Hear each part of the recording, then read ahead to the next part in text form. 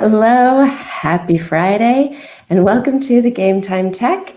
I am Melody Brue. I am joined by Anshel Sag and Robert Kramer. We are all vice presidents and principal analysts at More Insights and Strategy, and we collectively are part of the Game Time Tech and our sports technology vertical. This week, we have a lot of different topics to talk about. Last week we talked a lot about football, but this week we're kind of just going to go by company and talk about a couple of different things that we're seeing. This is sort of just like a what we think is kind of hot and happening in sports this week. But before we get there, let's talk about this show is for information and entertainment purposes only. While we will discuss publicly traded companies on the show, its content should not be taken as investment advice. So, y'all, we have all been like on the big time tour of all of the conferences all around the country, and actually in some cases internationally.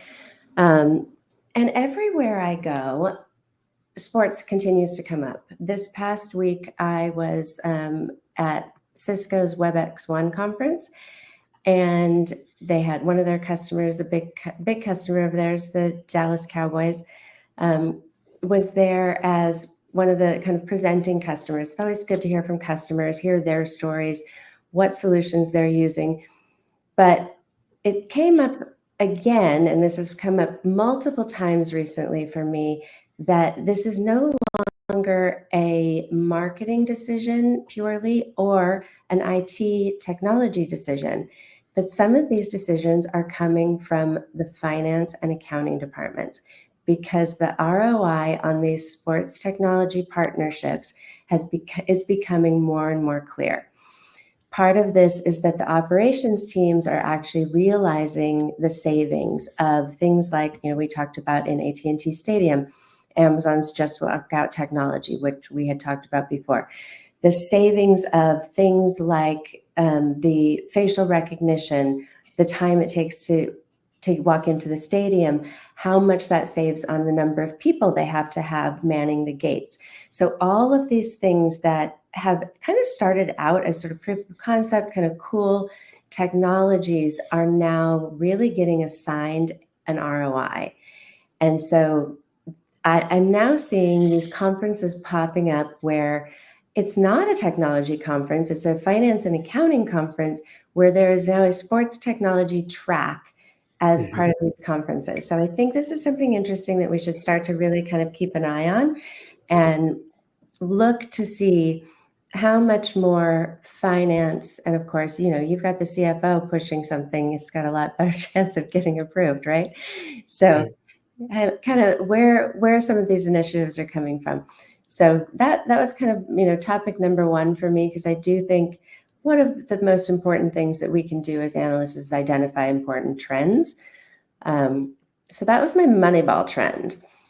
It's interesting that you're saying that, because I think a lot of the companies that we're talking to and we do business with are all looking to invest in sports. And it's anywhere from even a Topgolf, where one of the companies that I work with, the observability, they're sponsoring Topgolf, or they're doing something with the data relative to that. And then, all the other companies that we work with, they're having some type of hands into that as well. But it's another way to get to the customer. It's another way to get to the fans. It's another way to show your technology is a little bit more unique or differentiated than maybe people think. Yeah, and it's no longer about just spending money. It's actually really making these companies money. Before it was a lot of spend. Yes. All right, we've got a couple of different great topics to cover. So Meta's recent partnership with Wrexham AFC.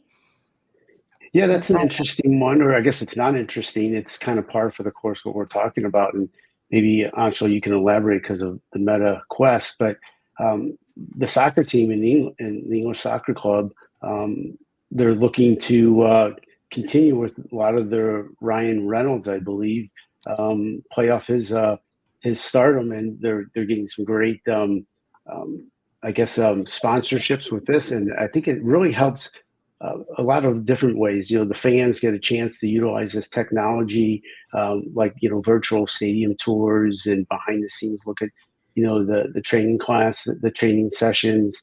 It gives the brand some serious recognition with Meta, and it gives the accessibility to the headsets a little bit stronger from that perspective. But what do you think, Anshel? Is this a shocker, or is this kind of one of those No, other ones? I would say this is kind of par for the course, like you said. It's also very similar to what Qualcomm had done with Microsoft on the back of the Manchester United jerseys after they got the front of shirt sponsorship. So having another back of shirt tech company, not a huge surprise. I do think MetaQuest is an interesting choice Mhm. because obviously Meta has other brands. It has Instagram, it has WhatsApp, it has Facebook. They very specifically chose MetaQuest as the target, which means it's probably for a younger audience. And it's also designed to get more visibility for what they're doing with football and sports, and obviously the branding with Ryan Reynolds and Rob McElhenney. But I think what's interesting is it's going to also help make that club more profitable because you know uh, Ryan Reynolds and Rob bought that team when it was burning cash. Mhm. They obviously invested a lot of money in it. They bought it, but they also need to have it be a profitable enterprise. And clearly, they've gotten enough attention for that team that they have more interested sponsors. I believe TikTok is the front of jersey sponsor, if I'm not mistaken.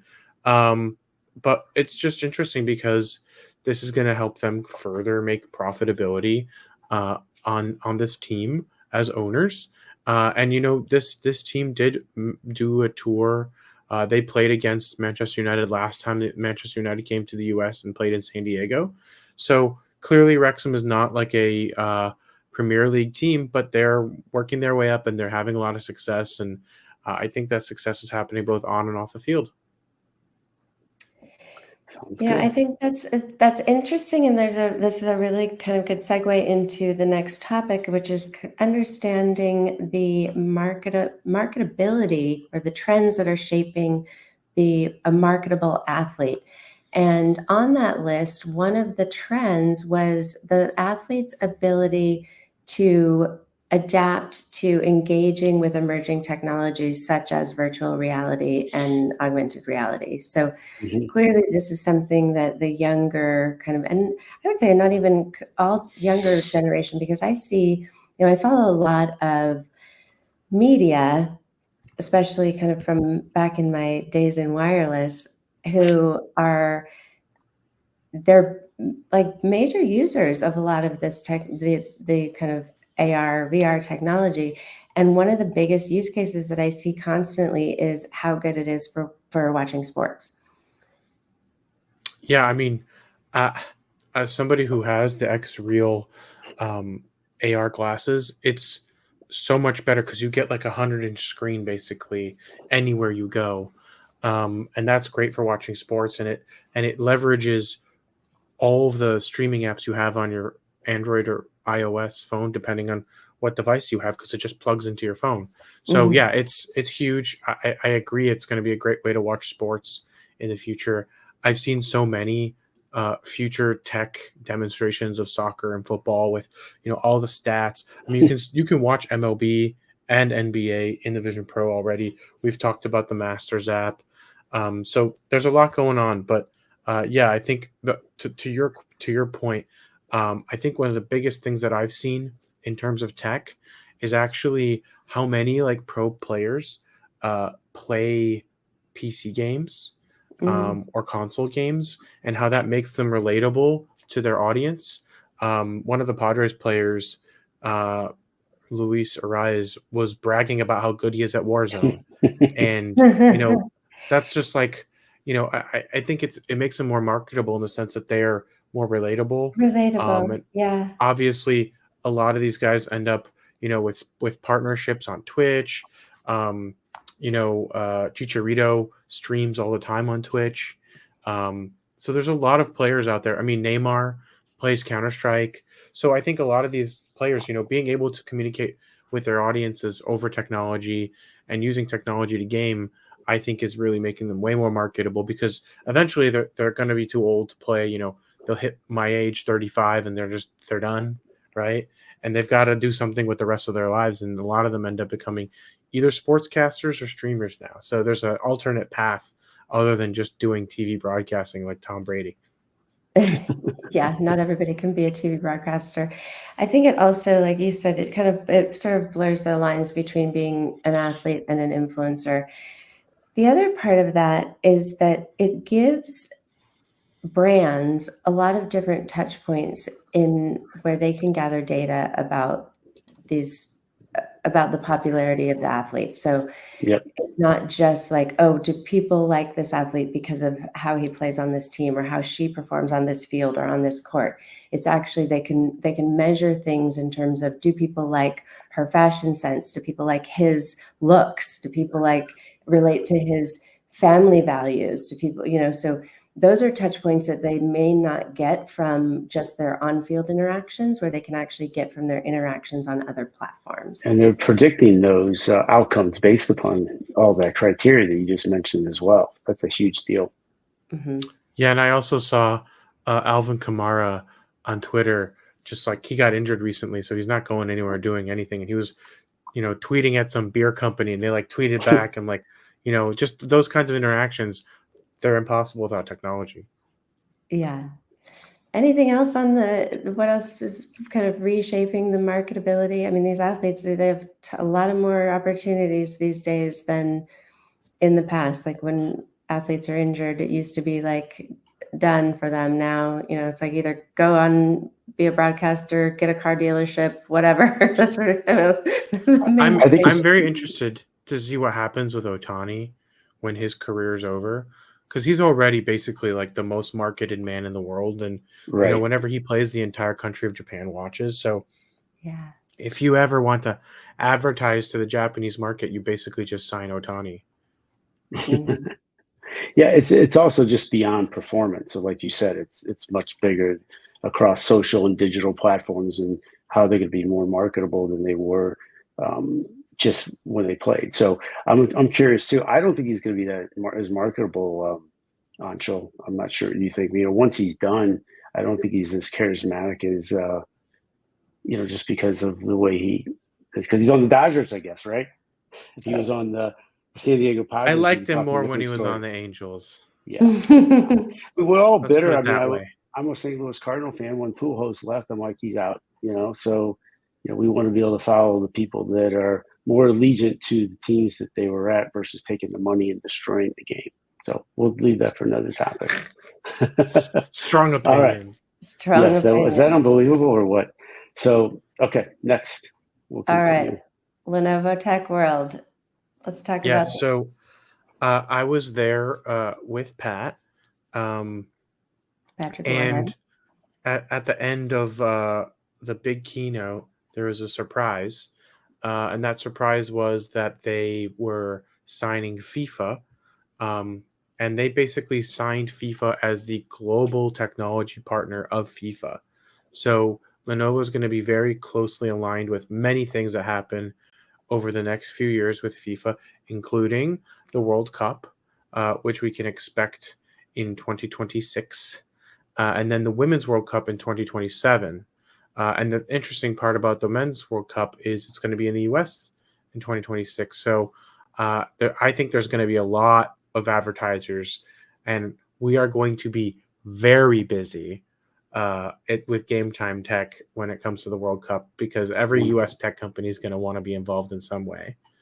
And on top of that, they re-signed their F1 deal, and they're expanding their partnership with F1 as the global technology partner of F1. So Lenovo is taking an interesting strategy, because many of the companies that we work with, they have chosen one team or maybe even two, but mostly they're aligned with one team. And Lenovo's kind of taken a further back approach and have kind of just gone with the whole, league, or, in this case, all of F1 or all of FIFA, They didn't pick a specific country or a specific club. So obviously those partnerships are more expensive for Lenovo, but I think they're also much more encompassing. And, I think you're going to see a lot of Lenovo across F1 and FIFA over the next few years. And it's interesting because Lenovo also has other sports partnerships, including one with MLB, where they did pick specific teams. So the Cubs and the Padres both have Motorola logos on their jerseys, as well as some signs on the outfield, and even they run some ads, during breaks during the game. So it's really interesting to see Lenovo's strategy here when it comes to technology partnerships and advertising. But I think they probably are some of the deepest and broadest that I think I've seen in the tech world. Interesting. I agree with you that the World Cup is going to be a really interesting, broad display of technology. And I got a little bit of a sneak peek at one of the things this week at Cisco WebEx1 with the Dallas Cowboys. The guy who's the head of IT there, this was not specific to the Cowboys, but to the actual AT&T Stadium. They are putting in grass that they've had to create like this raised, a surface that raises up. They're going to lose some of the kind of that bottom layer of the suite area. The surface will get raised up for them to have like tons of drainage and everything, and bringing in like ultra glow, like high performing lights for growing the grass, so that they can continually grow the grass and keep the grass healthy.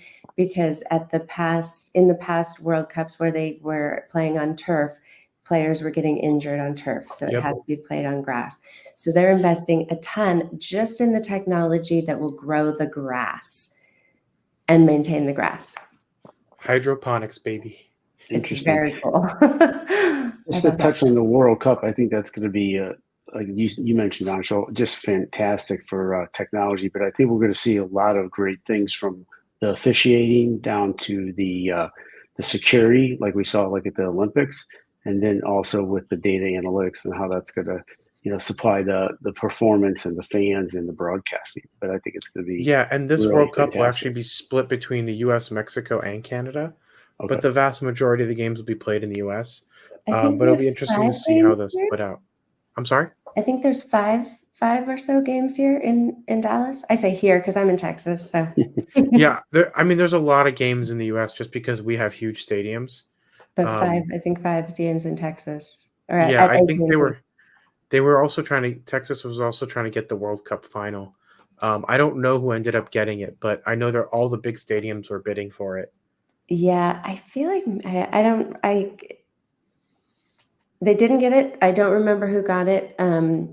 But I believe that part of the reason was the concern about the infrastructure throughout the city. And I think a lot of that has changed pretty drastically since then. We talked about, all of the what T-Mobile has done there from a carrier infrastructure standpoint, but I think also the city of Arlington has invested a ton into kind of traffic flow, also transportation infrastructure. So it'll be interesting to see what happens come the World Cup games.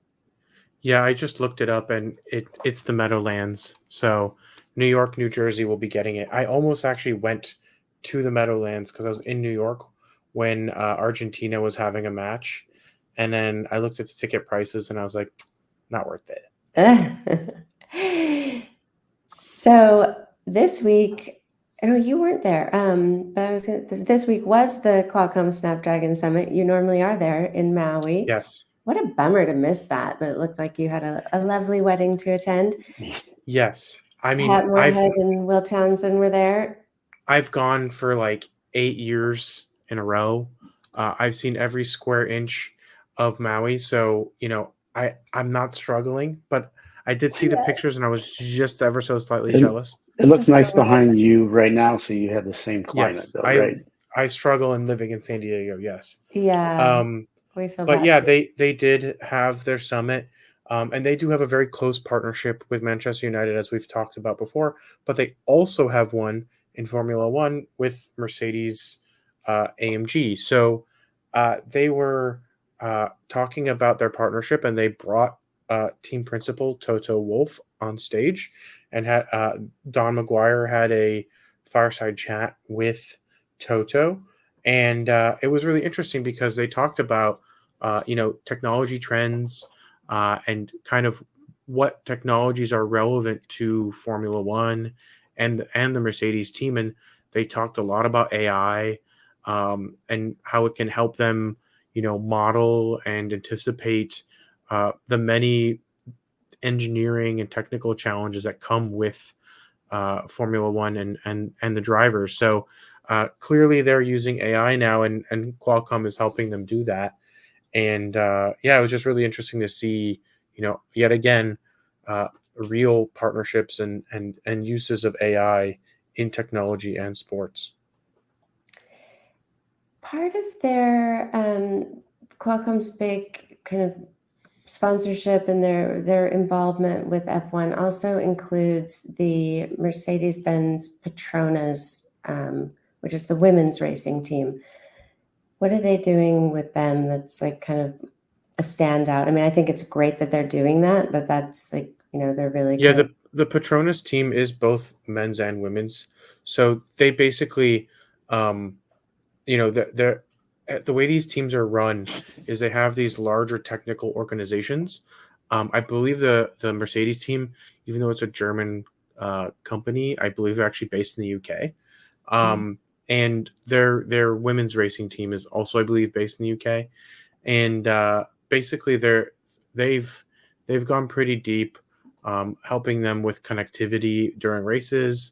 That was the first partnership that they actually had inked when I had gone to Austin and seen Mercedes with Qualcomm. So I think they're just continuing their partnership on both sides for men's and women's racing.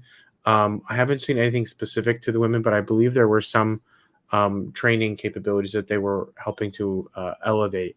But other than that, it's pretty broad and deep. I will say, I remember last year in Hawaii, Qualcomm had done a full mixed reality experience for F1 that utilized the drivers and allowed you to walk around the shop floor where the cars are being worked on, and you could see like an exploded view of the vehicle in VR. And it was super realistic, and it was a kind of an experience that they were giving to people who were at the race that might not have access to the Paddock Club and being able to go down there and see it for themselves. Oh, that's cool.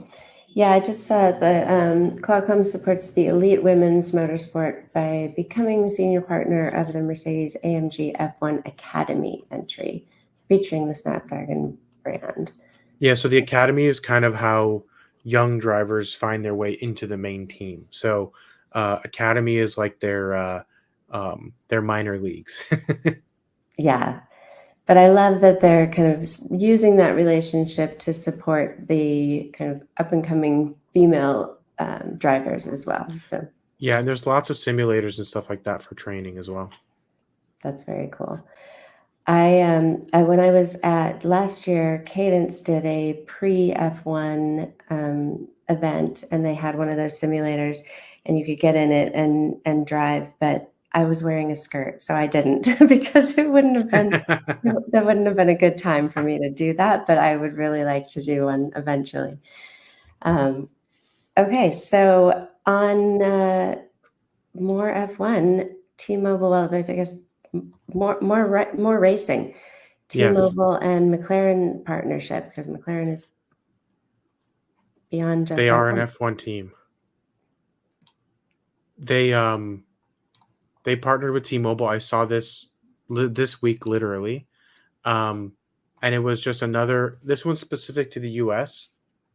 So, because we have the Miami, we have Austin, and we have Vegas. That's 3 races where T-Mobile is working with McLaren to provide 5G connectivity for operations, and basically make sure that they have enough bandwidth. And yeah, see ya, Robert. But basically, it's a way for them to improve day of connectivity, communications, data transmission, those kinds of things. And it makes sense because T-Mobile already has a really good base in Las Vegas. And I'm sure they're going to improve the experience in Austin and Miami if they haven't already. So this is kind of like a smaller partnership, specifically based on around 3 races. But I feel like it's also going to enable new fan experiences, which is what they've said. And I'm hoping that we see more AR and VR as a result of this, because T-Mobile does do a lot of partnerships around XR and 5G. It'll be interesting to see if they extend this partnership to any of McLaren's IndyCar stuff, because IndyCar is going to have a race in Arlington where T-Mobile just did all of those major upgrades around. Yeah. So that, I mean, that could be very interesting. What's interesting is it does say McLaren Racing in a lot of places on the release from McLaren, but then it says McLaren Formula One team specifically in the subheader. So I think you could be right. I think it could do both. Yeah. But it seems like they're focused on talking about F1, and maybe they don't even talk about IndyCar, but they're actually doing something together already. That could be really interesting, because I just found that out this week that they're going to be doing that race through Arlington, and it kind of goes around a bunch of those stadiums there. I mean, that's a really, that could be fun. Who's not been there, that's like kind of doing it on the strip, and without casinos. It's a very. I like road races. Yeah, I'm a big fan of road races, so I definitely will try and watch that, and I'm hoping I can weasel my way into F1 Las Vegas in November. All right, well, we should start working on that. I think we know some people. I know, right? All right, well, we lost Robert because he had to go off to something, because we are at the end of the day, the end of a long week, end of a long couple of weeks. Yes. But as usual, we have lots of great sports and technology and all the other things to talk about. So thanks for joining us. To everybody who tuned in, thanks for watching us. And as usual, please leave any feedback for us.